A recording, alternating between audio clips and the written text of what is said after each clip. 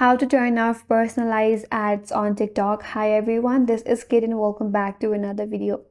And on this video, we will learn how we can turn off personalized ads on TikTok. So without further delay, let's get started. For that, first of all, you need to launch a TikTok application in your mobile device and make sure that you're logged in into your account. So once you're here, tap on your profile icon at the bottom right corner. Under your profile, again tap on the three-line icon at the top right corner. From here, tap on settings and privacy. Under settings and privacy, head towards content and display section.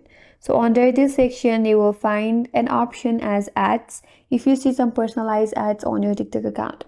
So there, tap on ads. On the next page, you will see a toggle with an option as targeted ads.